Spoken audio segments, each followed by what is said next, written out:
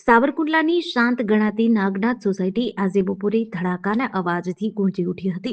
આજે બપોરે અંદાજે 4:30 કલાકે સોસાયટીમાં રહેતા અને શહેરના જાણીતા ગેરેજ સંચાલક ઇન્દ્રકાંતભાઈ જોશીના ઘરે રસોઈ બનાવતી વખતે અચાનક ઇન્ડિયન ગેસનું બાટલું ધડાકાભેર ફાટ્યું હતું। ઘટના એટલી ભયાનક હતી કે તેનો અવાજ દૂર દૂર સુધી સંભળાયો હતો।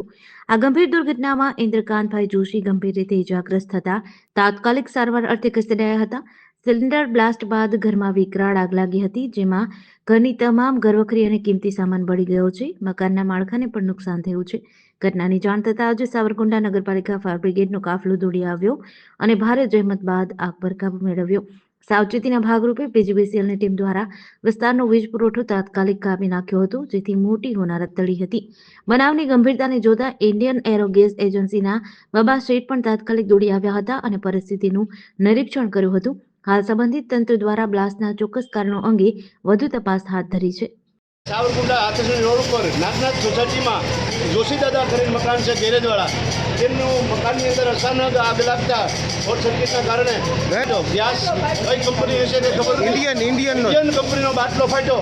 અંદર લોકો અડદિયા બનાવતા હતા, ખુશીનો માહોલ હતો। એ દરમિયાન મારી તાબડતોબ ભાગીને બહાર આવ્યા।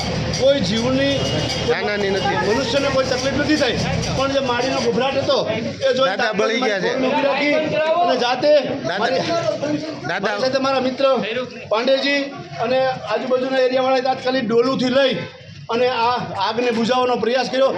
90% જેટલી આગ બુઝાઈ ગયા પછી જે ફાયર બ્રિગેડ છે એને ફોન કર્યા, બધા આવ્યું છે, વહેલું આવ્યું, પણ કોઈને એવી ખબર નહોતી કે મેં ફાયર બ્રિગેડને જાણ કરી।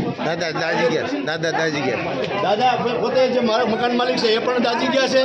આવી ઘણી નુકસાન છે, એટલે ઇન્ડિયન ગેસવાળાને વિનંતી કે તમારું કામ નબળું છે એ સાબિત થાય છે અને ફાયર બ્રિગેડને તાત્કાલિક આવવું જોઈએ। તો જાણ કરીને છતાંય થોડુંક લેટ થયું। હવે આ સમયે ઇન્ડિયન ગેસવાળાને અમે કાયદેસર વખોડી કાઢીએ છીએ।